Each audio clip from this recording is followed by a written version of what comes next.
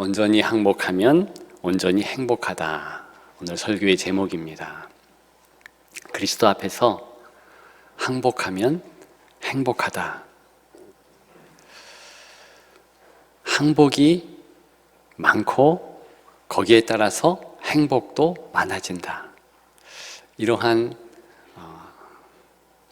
주제의 말씀입니다. 항복하면 부정적인 어감이에요. 저에게 있어서는 가장 생각이 나는 항복의 이미지는 일제가 히로시마 원폭 투여를 받고 천황이 항복하면서 사인하는 그런 장면입니다. 성경에 보게 되면 베나닷이라는 아주 힘이 있는 왕이 이스라엘을 쳐들어와요. 아합 왕에게 항복을 요구합니다.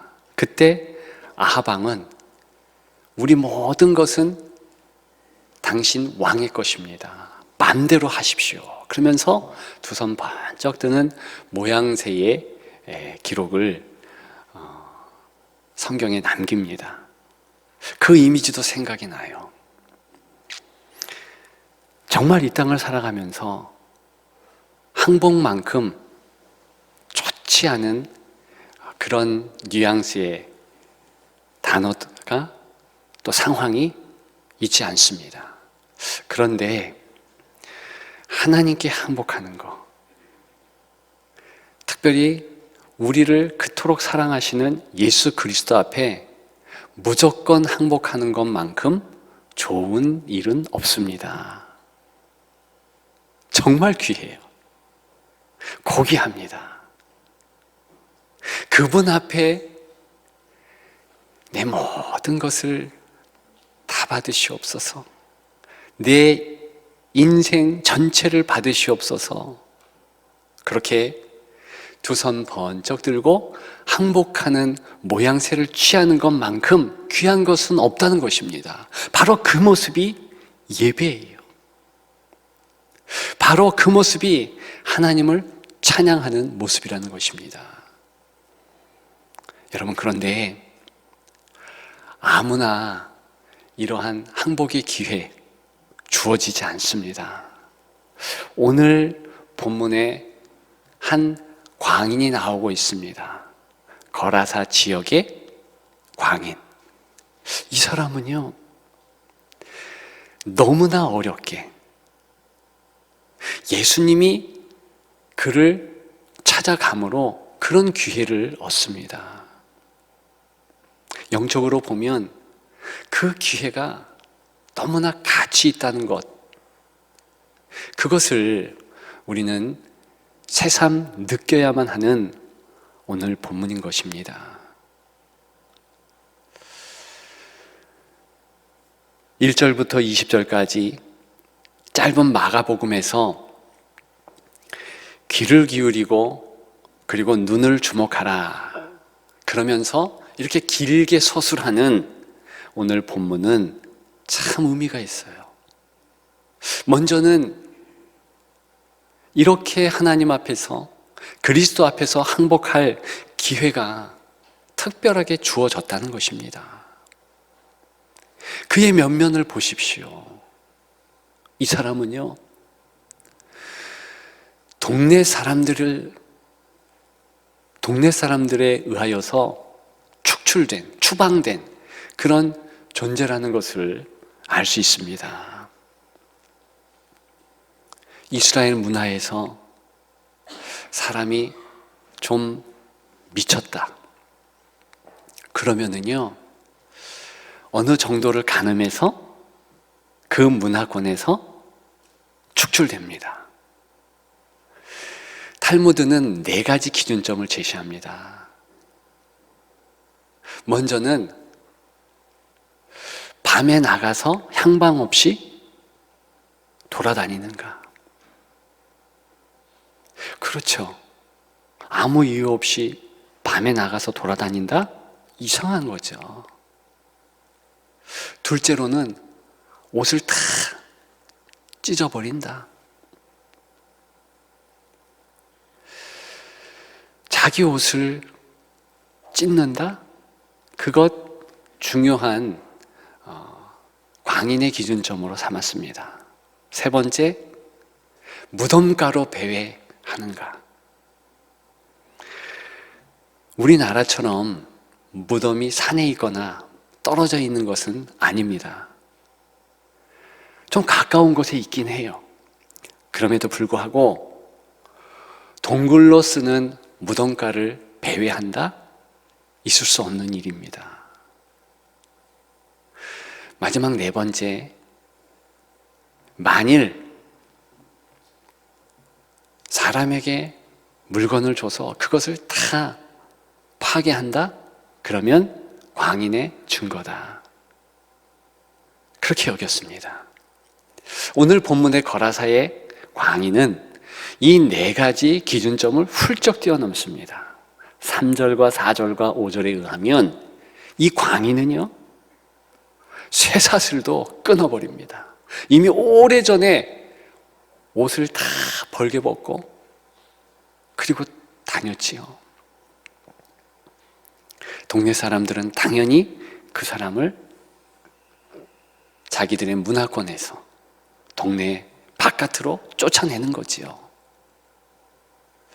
그래서 광야 가까운 무덤가에 지내도록 했습니다.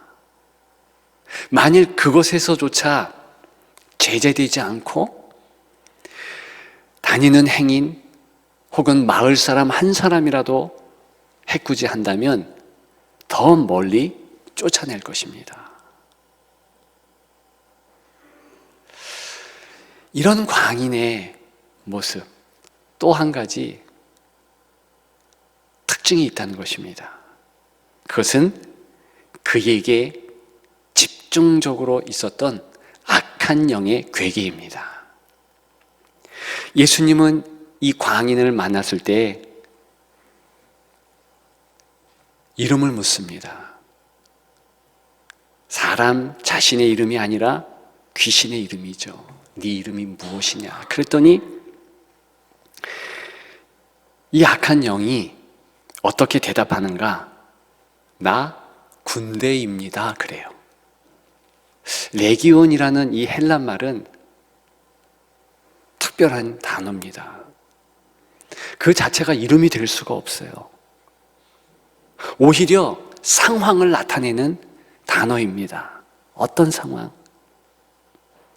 다수의 악한 영이 모였다는 것입니다. 그러면 그 이름에서 지금 많은 악한 영들이 한 사람의 인격성을 파괴하기 위해서 괴계를 벌였다는 것을 알 수 있습니다. 마음을 모았다는 것을 알 수 있어요. 실제로 이 악한 영들이 꾸역꾸역 이 한 사람에게 관심을 둡니다. 그리고 인격성을 말살합니다. 자의식이 아예 없도록 하는 거예요. 여러분, 얼마나 불쌍해요. 지금 쇠사슬을 끊고 옷을 벗고 무덤가에 있는 이 모든 모습들이 자기가 어떻게 행동하고 있는지조차 모르는 그런 모습이라는 거예요. 너무 안 됐죠. 그리고 보면 오늘 본문에는 두 가지의 극단적인 모습이 나타나고 있는 거예요. 이렇게 인격성이 말살되는 모습, 그리고 또 한 가지 극단적인 모습, 그것은 이제 2,000마리의 돼지떼가 몰살하는 모습. 여러분, 2,000마리의 돼지떼는 왜 죽어야만 했을까요? 오늘 본문에 보면 예수님은 그 일을 허락합니다. 군대 귀신들이 우리가 돼지 떼개로 갔으면 좋겠다. 가라. 다른 병행 본문에서는 그렇게 허락하십니다. 우리 본문에도, 마가복음의 본문에도 허락하셨다는 정황이 들어있지요. 그런데 이 돼지 떼는요, 야생 동물들이 아니에요. 가축이었습니다. 누군가에 의해서 지금 돌봄을 받는다는 거예요. 한 마리의 돼지가 지금 시세로 보면 약 한 35만 원쯤 합니다. 37만 원? 뭐 요쯤 하는 것 같아요. 아무튼 애누리 없이 30만 원으로 한 마리의 값을 정해봅시다. 2,000마리, 6억이에요. 재물 손괴를 끼쳤다는 겁니다.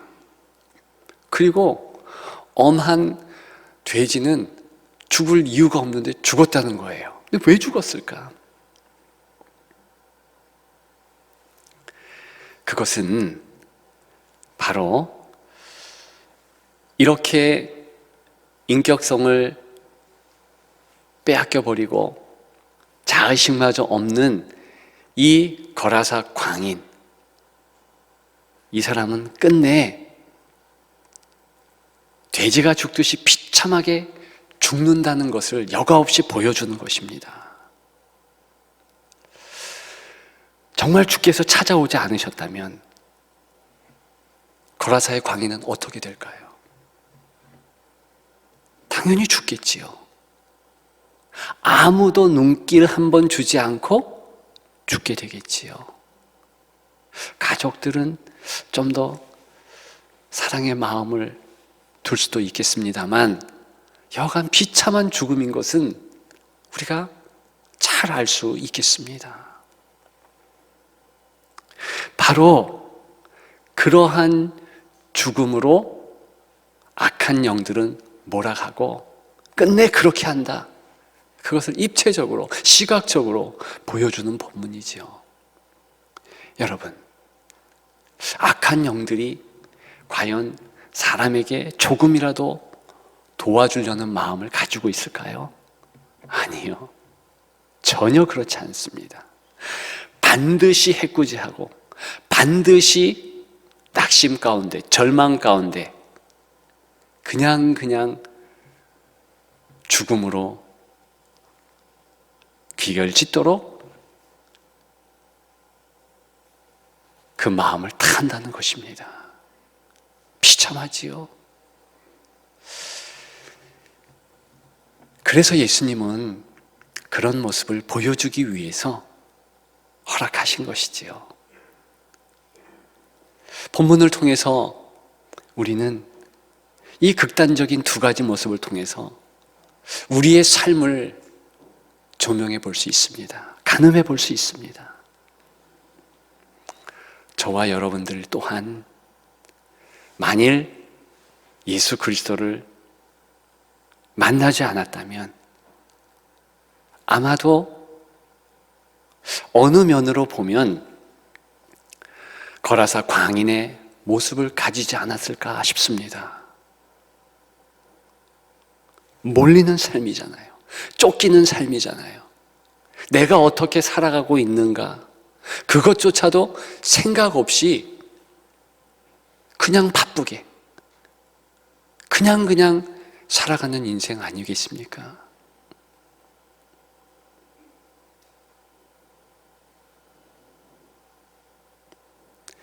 현대의 특징이 바쁨에 있대요. 초등학교 아이로부터 노년에 이르기까지 상식적으로 안 바쁠 것 같은데도 다 바쁜 세대. 이것이 오늘날의 특징이라네요. 그래서 이구동성으로 다 바쁘다고 하네요. 어떻게 살아가고 있는지 돌아볼 겨를이 없습니다. 얼마나 템포가 빠른지요. 지난 금요일 날에 성령 집회 때 잠깐 한 여인의 이야기를 했습니다. 인도인 크리스타 로드리게스. 이분은 여성인데요, 대단한 분입니다. 40세에 이미 억만장자가 됩니다. 유명한 모델이고 패션 디자이너고 작가이기도 합니다. 그런데 이 사람이요, 마지막 유언을 의미심장하게 남깁니다. 40세에 죽게 되거든요. 엄중한 암에 걸려서 이 땅을 떠나게 되거든요. 인터넷에 그의 글이 떠돌고 있습니다. 그 가운데서 몇 가지만 말씀드리면 이렇습니다. 나는 지구에서 가장 유명한 차를 갖고 있다. 그러나 나는 병원 휠체어에 앉아 있다. 나의 집에 디자인이 다양한 옷과 신발, 장신구 등 비싼 물건이 많이 있다. 그러나 나는 병원에 하얀 환자복만 입고 있다. 은행에 아주 많은 돈을 모아놓았다. 그러나 지금 내 병은 많은 돈으로 고칠 수 없다. 이러면서 자기의 신세를 한탄했습니다.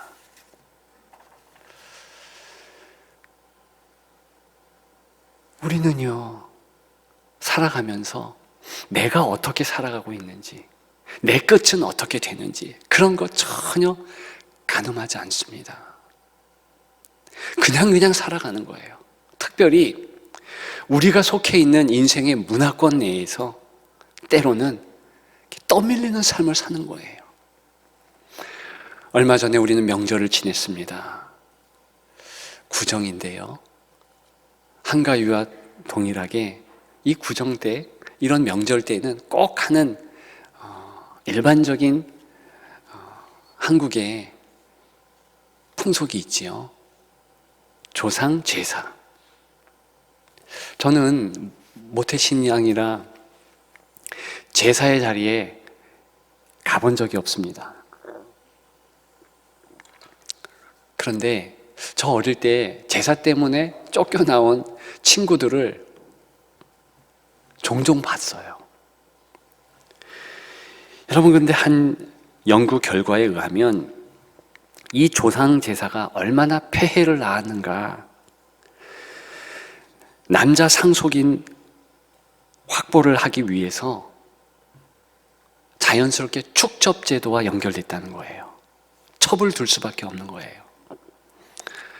여자를 낳는 것이 아니라 아들을 낳아야 되겠기에 자연스럽게 첩을 둬도 괜찮은 거예요. 초혼, 일찍 결혼해서 제사 지낼 수 있는 인력을 확보하는 것, 이것이 또한 중요했습니다. 여자들이 참 유린되고 힘들었어요. 기독교가 들어오기 전에 이 땅에서는 그런 부분에 대해서 당연하게 여겼습니다. 조상 제사를 교회에서는 금했습니다. 지금에야 비로소 참 제사 때문에 여자들이 힘들었구나, 이상한 문화가 정착되었구나, 그런 것을 알게 되었다는 것입니다. 많이 고쳐졌지만 지금도 여전히 제사를 지내는 그런 가정의 여성, 특별히 성도라면 굉장히 힘든 것을 우리는 잘 알고 있습니다. 위에서 기도해야 되죠. 어쩔 수 없이 그런 문화적 풍속 안에서 어려운 거예요. 마치 몇몇 가지 항목의 광인일 수밖에 없다는, 그래서 축출돼야만 한다는 문화 가운데 힘들어했던 이 거라사 광인과 같이 그런 모습을 가지고 있더라는 것이죠. 여러분, 우리 시대에는 어떤 없애야만 할 풍속을 가지고 있겠습니까? 물질 만능 시대, 돈이면 제일이라는 거예요. 얼마 돈으로 사람의 목숨이 흥정됩니다.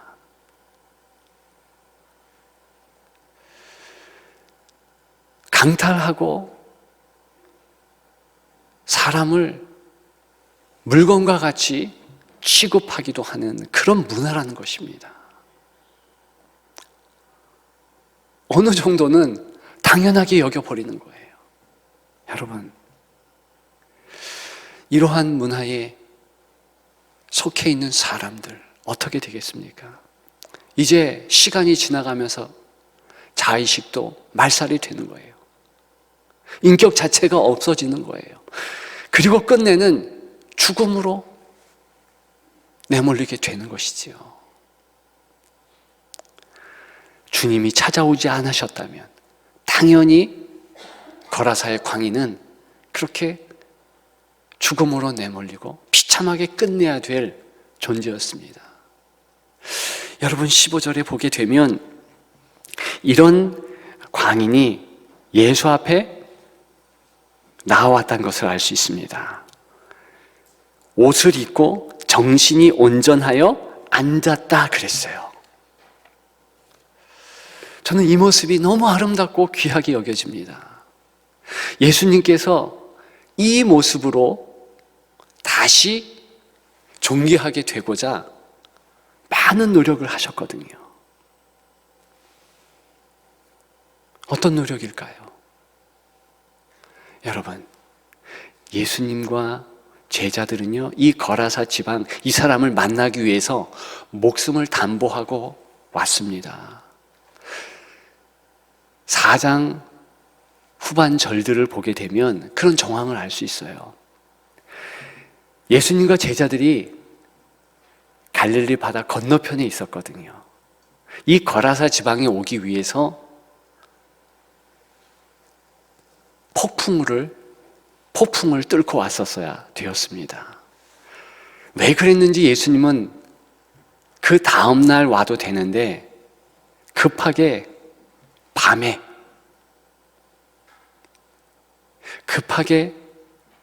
제자들에게 작은 나룻배를 몰도록 독촉여서 오게 했습니다.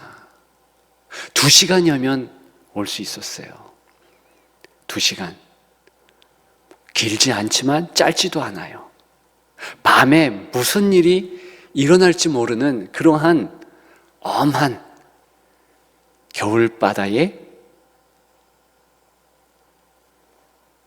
상황이었다는 것입니다. 근데 예수님이 독촉해요. 왜 그러셨을까? 만일 그 밤에 거라사 광인에게 나아가지 않으면 거라사 광인은 죽을 수도 있었다는 긴박감 때문에 그랬을 수 있겠다 싶습니다. 아무튼 그렇게 만난 예수님입니다. 그런데 달라진 것은 다만 그 남자에게, 그 거라사 광인에게 예수님을 선택할 수 있도록 선택권을 줬다는 것뿐입니다. 그 모습이 15절에 나오는데 이 사람 옷을 입고 있어요. 이 사람 예수 그리스도 앞에 좌정하면서 앉아 있어요. 표면적으로 보면 별거 아닌 것 같은 이 모습이요, 사실은 그 마음까지 다 주님 앞에서 바뀌었고 나아왔다, 그것을 의미하는 것입니다. 드디어 예수님이 원하시는 무조건 항복할 수 있는 필요 충분 조건이 다 갖추었다는 것을 의미해요. 여러분, 이렇게까지 인생이 나아올 수 있다는 것 자체가 복이라는 것 아십니까? 예수님을 선택할 수 있다는 것, 그것 자체가 어마어마한 복이라는 것, 여러분들은 인정하십니까? 여러분들이 이렇게 예배 드릴 수 있다는 것이 얼마나 큰 복인가? 여러분, 한번 거라사 광인을 생각해 보십시오. 이 사람 물질이 있지 않아요. 이 사람 아마도 옷까지도 누군가 제자가 줬을 거예요. 아무것도 가지고 있지 않습니다. 그런데 이 사람이 선택권을 가지고 있는 거예요. 그 크신 예수님을 받아들이느냐, 안 받아들이느냐. 물론 이 사람은 예수 그리스도를 받아들입니다. 제가 서두에 제목을 말씀드리면서 약간 설명했습니다. 항복하느냐 마느냐. 항복하면 행복이다. 이 사람의 얘기면서 또한 우리의 얘기예요. 여러분, 예수 그리스도께서 지금 무슨 일을 행하고 계십니까? 그 높으신 분, 만왕의 왕을 지금 거부할 수 있는 선택권을 주신 거예요. 이것이 대단하다고 봅니다. 그 크신 하나님을 일개 사람이 휙 거부할 수 있는 거예요. 나 싫습니다. 그러면 끝나는 거예요. 이것이 자유의지인 것이에요. 로버트가 아닌 거예요. 하나님께서 그토록 사랑하세요. 예수 그리스도께서 그토록 원하셔서 이렇게 헌신하시면서 찾아왔는데 그럼에도 불구하고 선택할 수 있도록 선택권을 주시는 거죠. 너 어떻게 할래? 나를 따를래? 내가 원하는 것은 내게 무조건 항복하는 거야. 너의 의지와 다르게 너는 지금까지 종노릇했지. 죄에게 종노릇했고 사단에게, 악한 영에게 이끌려서 종노릇했지. 이제 끝이야. 그런데 네가 선택했으면 좋겠다. 왕노릇하는 것도 네가 선택했으면 좋겠다. 로마서 5장 17절에 그리스도로 살라, 저 표에 표제되는 귀한 말씀 가운데 왕노릇이라는 내용이 있어요. 그런데 그것조차도 선택하라는 거예요. 자녀 될래 안 될래?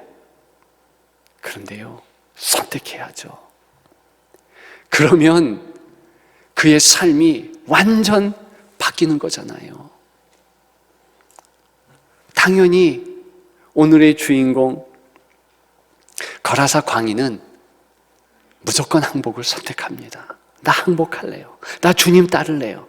바로 그 모습이요, 15절에 옷을 입었다, 이런 모습이에요. 주 앞에 거했다, 이런 모습입니다.